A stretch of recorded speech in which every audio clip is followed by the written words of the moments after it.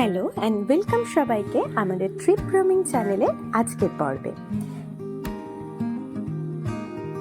এর আগের দুটো পর্বে তোমাদের সাথে শেয়ার করেছিলাম দারাগাঁও, আর এই পর্বে তোমাদের জন্য থাকছে দারাগাঁওতে আমি দুদিনের জন্য কোথায় থেকেছিলাম সেখানকার সমস্ত তথ্য। তাহলে চলো শুরু করা যাক আজকের জার্নি।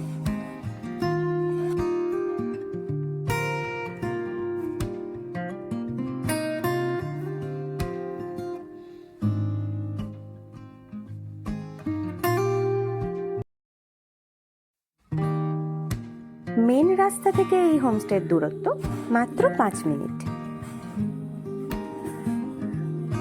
এটা হচ্ছে হোমস্টের গেট। এখানেও দুটো ঘর রয়েছে। আমার ঘরটা এটা। এখানে বসার জায়গা রয়েছে হোমস্টে, এখানে বসে থাকতে পারো তোমরা।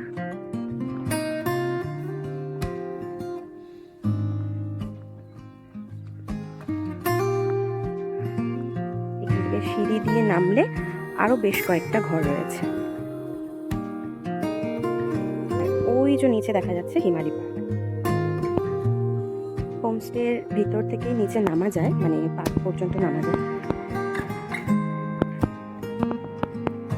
কি সুন্দর ফুলের গাছ দিয়ে ভর্তি হোমস্টেটা, খুব সুন্দর করে সাজানো।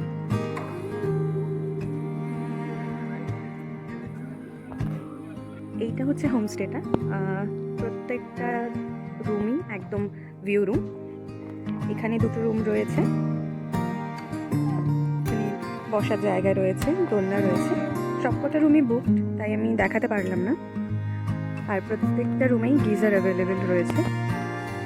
আবার উপরে দুটো রুম রয়েছে। টোটাল এদের 8খানা রুম রয়েছে। এই যে উপরে দুটো রুম রয়েছে, এখানেও বসার জায়গা রয়েছে, এবং গ্রুপ যদি আসে তাহলে এখানে বনফায়ার করতে পারবে, এবং ওই একটা জায়গা ওখানেও বনফায়ার করতে পারবে। দুটো জায়গা রয়েছে।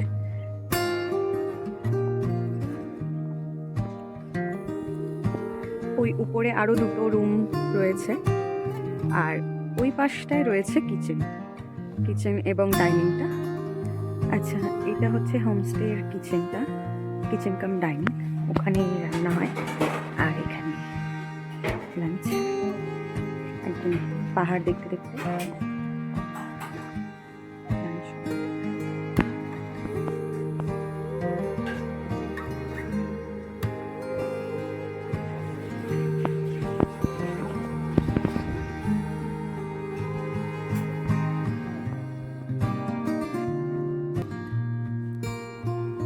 আর এটা হচ্ছে আমার রুমটা। খুব একটা লাক্সারিয়াস নয়, কিন্তু পরিষ্কার পরিচ্ছন্ন। একটা বেড রয়েছে, সাইড টেবিল রয়েছে, একটা ছোট্ট আয়না রয়েছে, আর বাথরুমে গিজার রয়েছে। একদম ছিমছাম বেসিক এমিনিটিস দিয়ে সাজানো। আর এটা হচ্ছে এই হোমস্টের আমার সব থেকে পছন্দের জায়গা। হোমস্টেতে যতক্ষণ ছিলাম বেশিরভাগ সময়টা এখানেই কাটিয়েছি। আর আজকে আমাদের এই ভিডিও যদি ভালো লেগে থাকে অবশ্যই লাইক করো, কমেন্ট করো আর শেয়ার করো। আর আমাদের চ্যানেল ট্রিপ রোমিংকে সাবস্ক্রাইব করে নিও। তাহলে দেখা হচ্ছে পরের ব্লগে।